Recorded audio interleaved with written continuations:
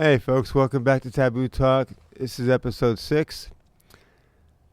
And I want to give you a little background about my father, because he contributed greatly also to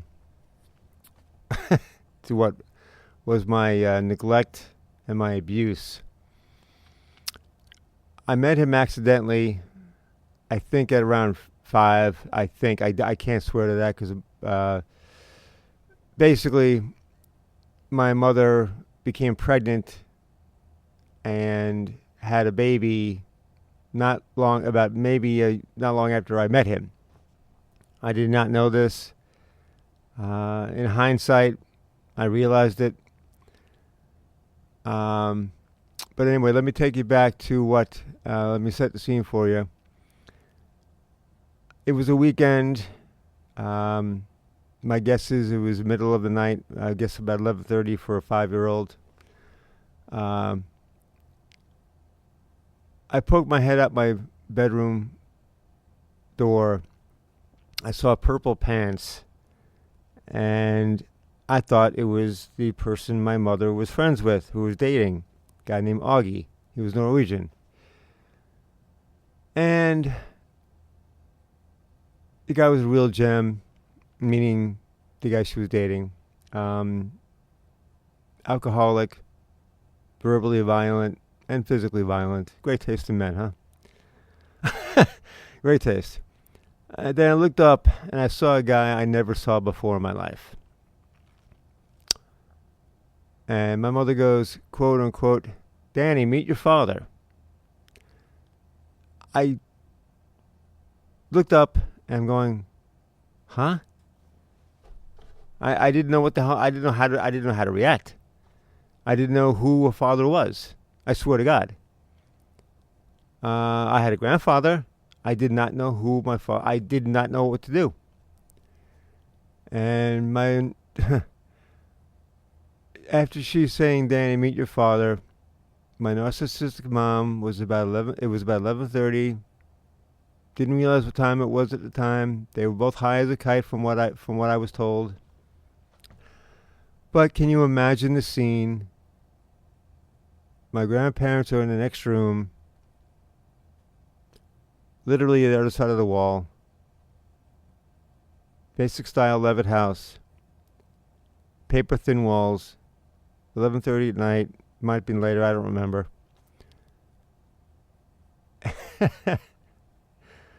And they're just sitting there like nothing's wrong. Meaning technically they're my parents.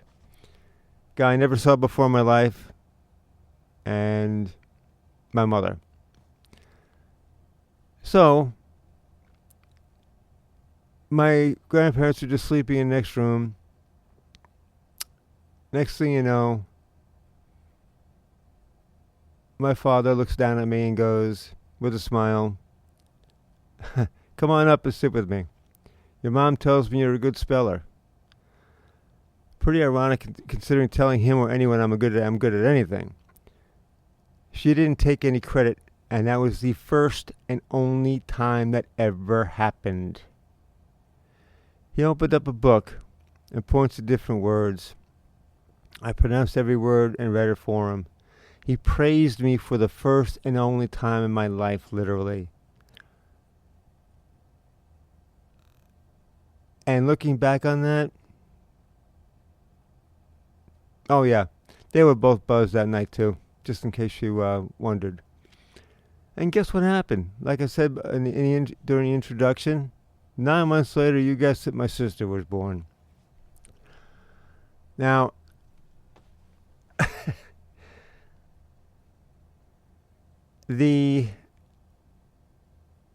my sister was born, and my mother said she convinced everyone that it was the guy she was dating, this guy Augie. Now, obviously she must have been sleeping with both of them if he believed her.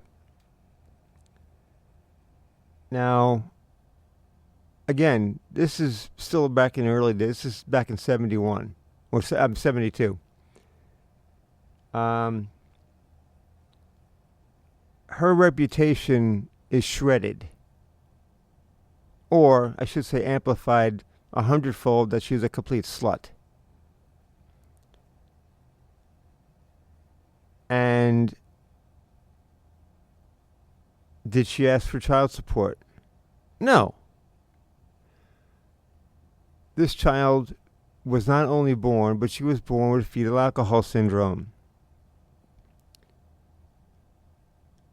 My mother drank during pregnancy, and she knew what she was doing.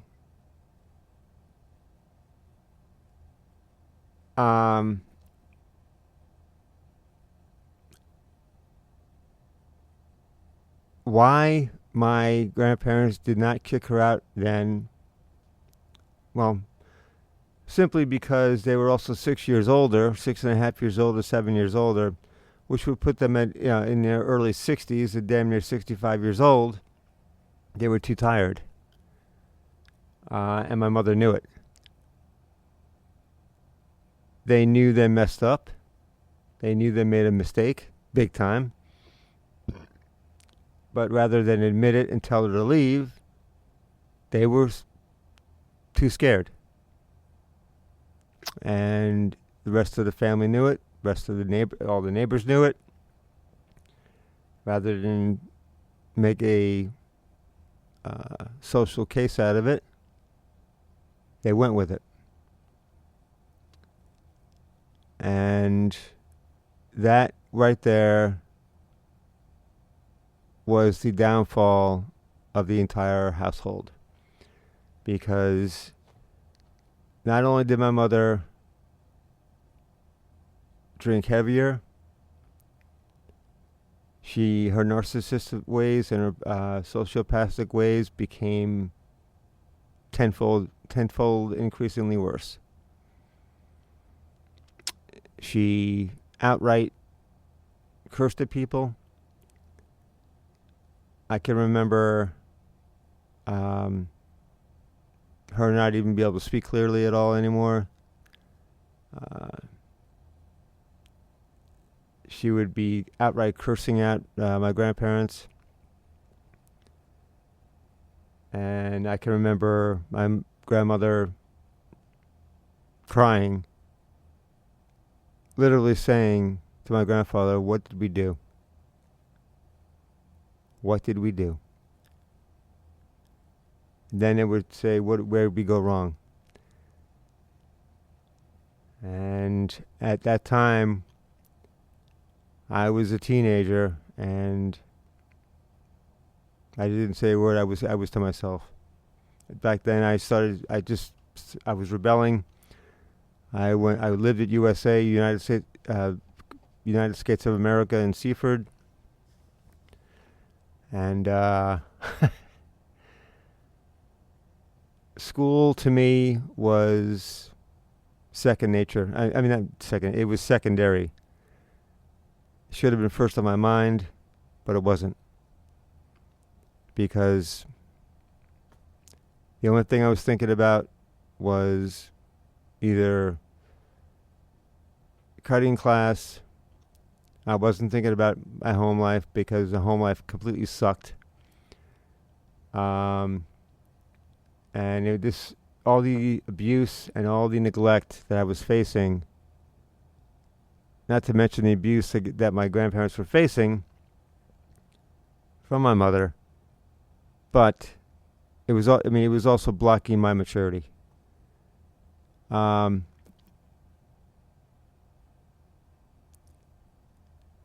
School psychologist contacted my mother numerous occasions.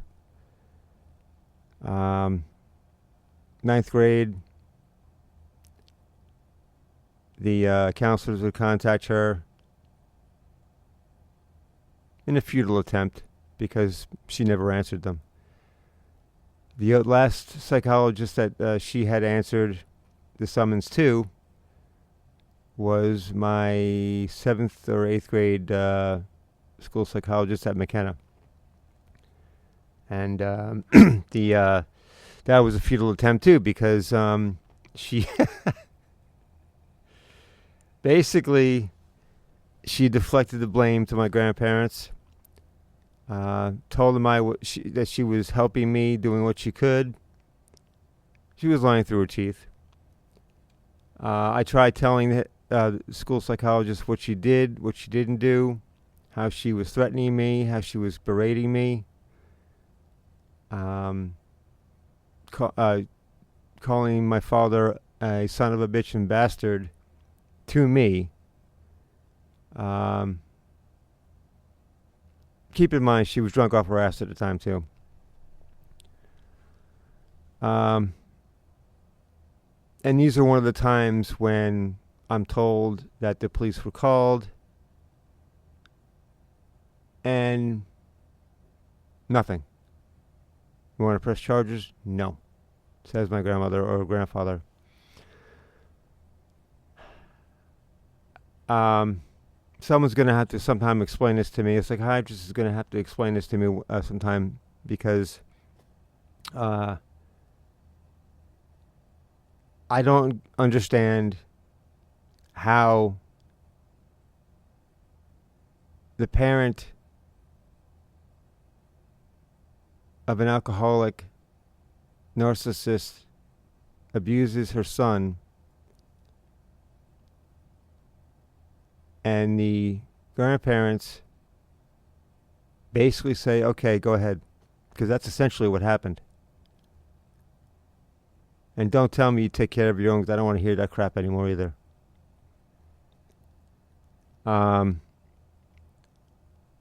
That kid's being abused, not to mention she's violently abusing emotionally and verbally to the owners of the home, which were my grandparents and my sister. Everyone knew it. But I guess it goes back to the old saying, if you don't admit it, it doesn't exist. Well, guess what? I suffered the abuse for years, and I'm only now coming out of it. The abuse is real, people. Anybody that has suffered like this with parents or with anyone knows what I'm talking about. A narcissistic, alcoholic, sociopath parent is extremely dangerous, especially if they've been imposing this since birth.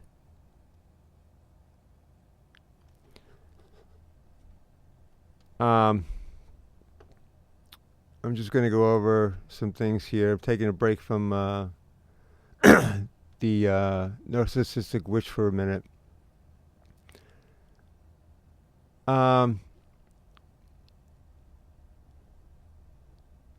Anybody remember back in the start of the pandemic, as I put it, how we were told if you didn't wear a mask or you didn't get these shots, you were going to kill grandma or kill your neighbor, or you're an anti-vaxxer, or you're the devil? Well, guess what? Mainstream media, let me back up a little bit here. Germany's response to the COVID-19 pandemic was based on political objectives.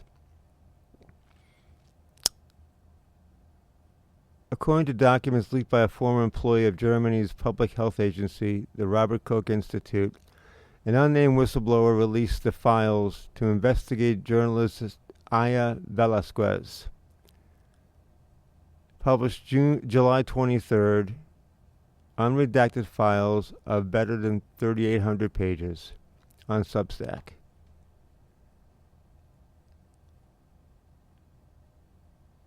Child vaccinations, resistance from the population shows that the RKI took a much more different view of corona policy than the politicians did, and most of the media led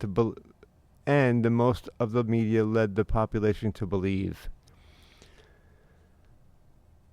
Now, according to the files, German regulators sought to skip Phase 3 of trials of the Pfizer-BioNTech COVID-19 vaccine, which we all know is not a vaccine, it is a shot.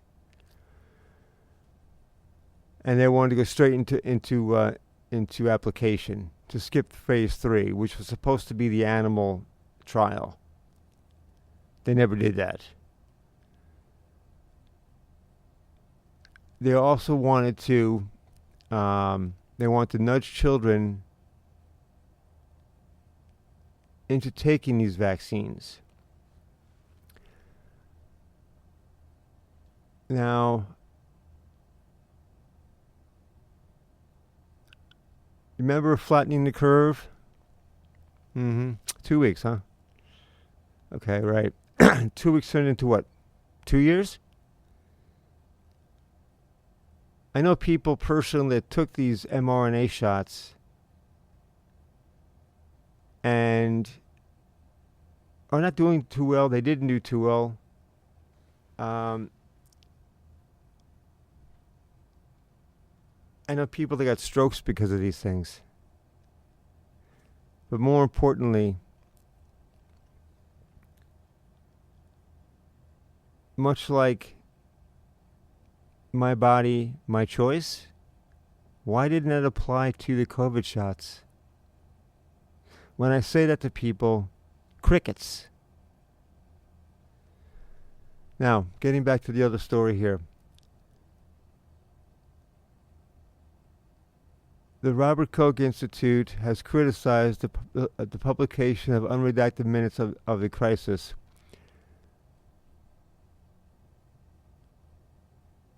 Let's see what else. Just give me a minute here, folks. Okay. A couple of these files on the better than almost 3,900 pages.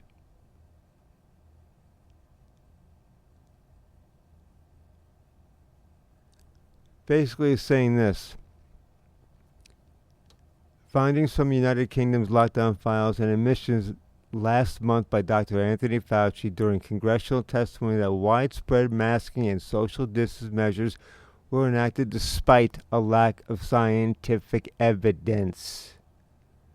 He admitted that in Congress. You're not going to hear that on mainstream media, are you? No.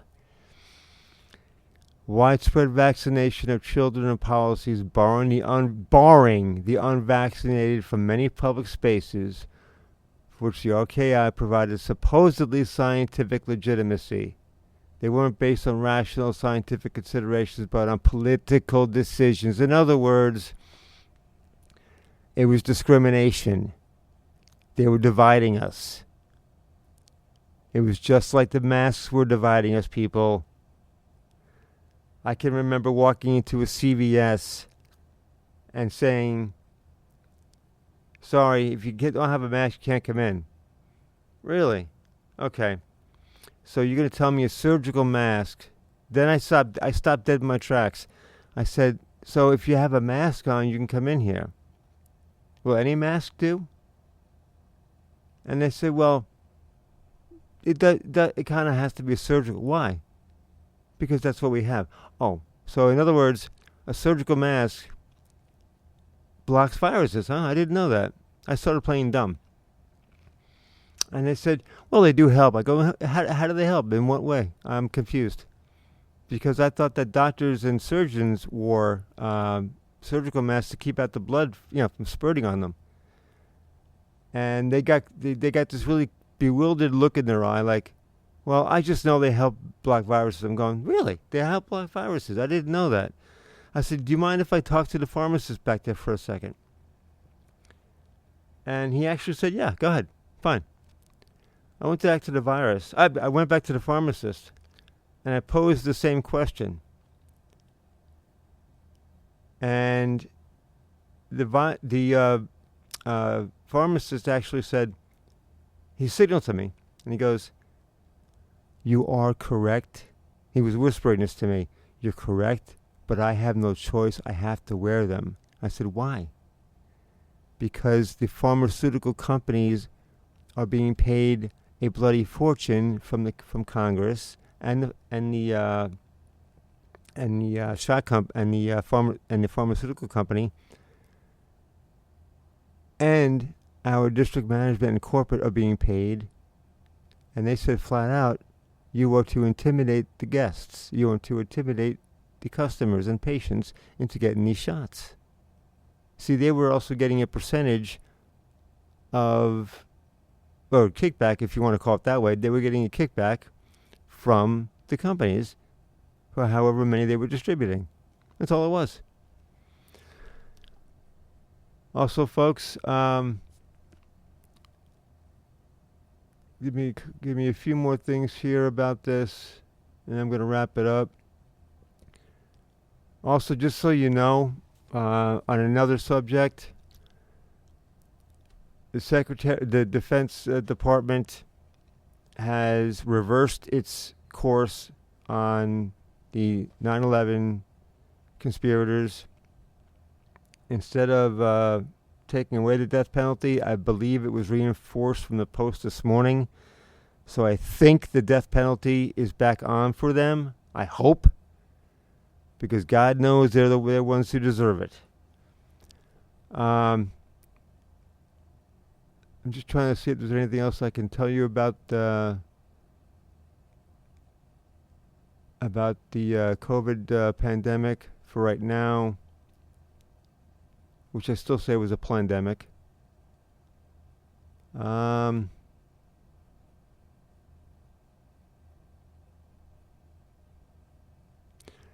And we also know that it never stopped the spread. It didn't stop anyone from getting anything.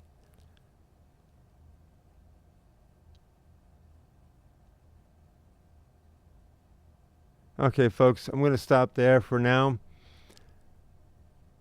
Just take into consideration this election.